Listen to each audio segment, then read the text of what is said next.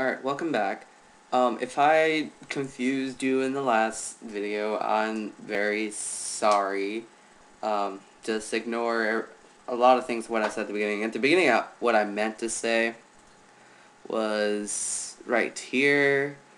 You can solve the pk of A or the k of A using equilibrium constant, or not, expression. But when I said twist, I was referring to that, so sorry about all that confusion that I said. And yes, you needed to know how, why, and whatever to use this equation. But anyway, now we're gonna tackle an even harder problem, I guess you could say. Slightly harder, not that much harder. You want to make an ammonium buffer, or ammonia, where the pH is 9. Okay, so we know the pH is 9. Let's go ahead and write that down. So pH is equal to 9.00. Okay. How many grams of NH4Cl do you need to add to 1.0 liters of this much NH3 solution to make this buffer, given that the K of B is equal to this?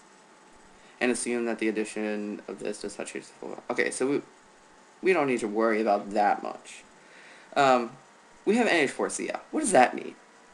This is the same as NH, let me use a darker color, NH4 plus ions. This is basically the same thing. So we can go ahead and take out the Cl and add the plus, because this just completely dissociates into NH4. However, when we're trying to figure out how many grams of this, we need to realize that the total molecular mass of NH4Cl. So I guess we could just go ahead and figure that right now. What is the molecular weight of NH4Cl?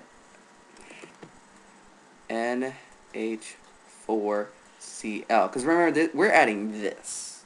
I mean, technically, the NH4 is what's being left in the solution. Cl's don't react with anything. But this is what we're adding.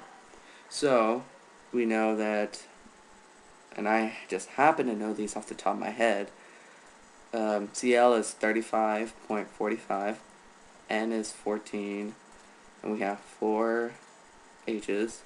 So 53.45. Let's go ahead and say that. I don't know why I did that. 53.45 grams per mole. Grams per mole. So 53.45, and I sure hope I wrote that right. Yeah, my writing sucks on the computer, but oh well. So 53.45. So let's go ahead and try to solve this, shall we? Do we know the pK of A? We can figure it out. We have K of B, right? So how do we get from KB to pK of A? Well, we know that K of W, right, the ionization constant for water, is equal to K of A times K of B, right? So we can go ahead and say that K of B, or no, not K of B, K of A, because that's what we need to figure out what pK of A is equal to K of W over K of B, right? And then we also learned from the last video that the negative log of K of A will give you the pK of A. So we can basically say the negative log of, well, we know that K of A is equivalent to all this. So negative log of K of W divided by K of B gives us pK of A. So we know pK of A now. What is the concentration of these two? Well, we're actually solving for the concentration of the acid. NH4 is the acid, right? And NH4Cl is what we're adding. And you know that when it dissociates, it creates NH4, which is the acid. We have NH3 already in solution. So it's not that hard. We just plug and chug at this point.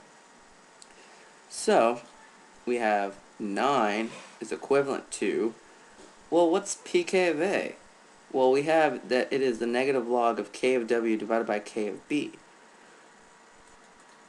So, remember k of w, I should say this, k of w is equal to 1 times 10 to the negative fourth. Wow, that's probably the best I've ever written so far. So 1, no, I should say, clear out, 10 to the negative 14th, gives us that, divided by, and I should do this in parentheses, 1.8 times 10 raised to the fifth, negative fifth. And that's what it is. 5.56 times 10 to the negative 6. That's what the k of a is. Then we take the negative log of that, and that will give us I'll just do 5.5 times 10 raised to the, why did I put 6? Should be 10th. Yeah, it should be to the negative 10th, not 6. It makes sense why it's negative 10th, because 14 minus 5 is 9, and, you know, things happen. So, I'll go ahead and just show you again. Mainly for my benefit, but that raised to the 14th power divided by 1.8 times 10 raised to the 5th. Yeah, negative 10th. And now we take the, where's the log? So we have 9.26. So 9.26. So pk of a is 9.26 plus the log of the base over the acid. We know the concentration of the acid, right? And we're just looking at the concentrations at that point. Okay, we'll deal with all this other stuff when we get there. But for now, we're just trying to solve for what the concentration of the base would be at that point in time. Okay. There's no change in volume, so really the addition here is all under the same volume. And so, and this is all in 1 liter too. So basically the number of moles is the concentration. So, and also, because of that, the answer we get here for the base is basically the number of moles. And then we just multiply by its molecular mass to get the number of grams needed. Alright, so we can just subtract both sides. So we get, what is it? 0.255 negative 2.55 equals the log of the base. And let's go ahead and plug in the concentration. Yeah. I don't know what else I could. We know the base is equal to 0.1 m, right? Alright, so now we do 10. We need to get rid of this log, basically. So 10 to the negative 0.255 is equal to 0.1 m over the concentration of the acid. My handwriting's starting to get bad now. And we could tell that that is basically equal to, so 255.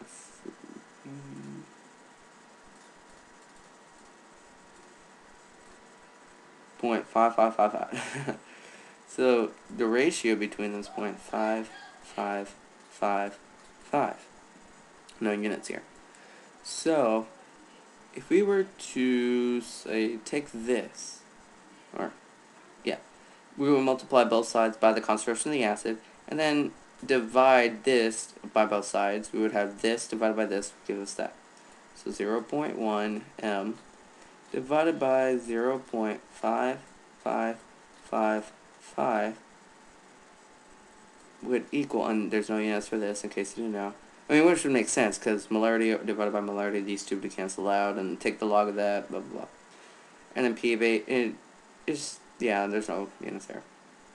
So 0.5555 equals the concentration of the acid. We're almost there. So, if we were to take the 0.1 and divide it by the 0.5555, we get 0.18 as the concentration of the acid.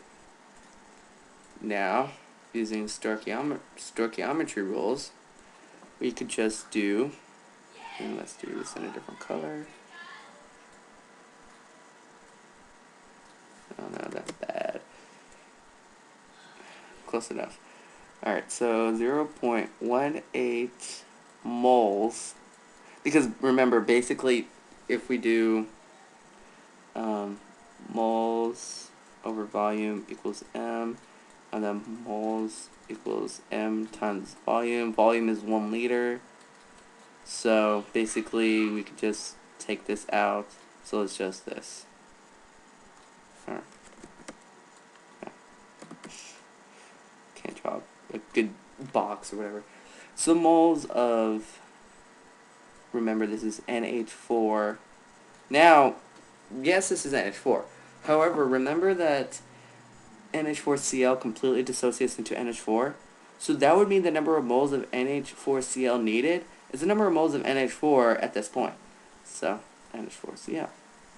And then 1 mole is equivalent to 53.45 grams of NH4Cl. So, how much grams do we need? Let's find out. So, 0.018, or not 0.18, 0.18 times 53.45, that's the amount of grams we need. 9.6, basically. 9 point, that's not right there. Yeah. 9.6 grams of NH4Cl. Alright, and that's our answer. So we tackled a slightly harder problem, not really that much harder, but it's pretty difficult. Anyway, see you in the next video.